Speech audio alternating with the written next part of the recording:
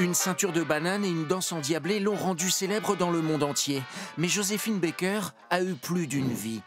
L'artiste américaine devenue française en 1937 fut résistante pendant la guerre, l'une des pionnières du mouvement antiraciste, une amie de Martin Luther King.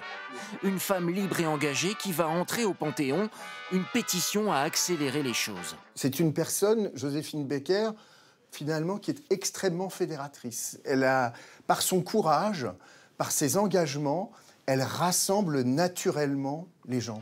Les initiateurs de la pétition ont su convaincre le président de la République. Mise en ligne sur Internet en mai dernier, elle avait reçu le soutien de nombreuses personnalités. Joséphine Baker, chevalier de la Légion d'honneur à titre militaire, croix de guerre 1939-1945, médaille de la Résistance. Derrière ces décorations, il y avait aussi un cœur qui battait fort. Elle avait adopté 12 enfants de tous les continents qu'elle élevait dans son château des Milandes. Une tribu arc-en-ciel, symbole de tolérance. Les enfants devenus grands ont soutenu le projet de faire rentrer leur mère au Panthéon. Elle s'est battue et a servi la France. Elle a aimé la France. Sa petite nièce avocate des droits des femmes y voit un autre symbole.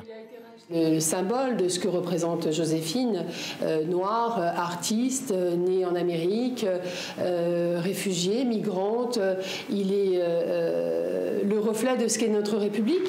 Et deux amours, mon pays Paris. Joséphine Baker a aimé notre pays passionnément. Elle a risqué sa vie pour lui. Elle lui a donné son cœur. Aujourd'hui, la France lui dit solennellement merci. Elle entrera au Panthéon le 30 novembre.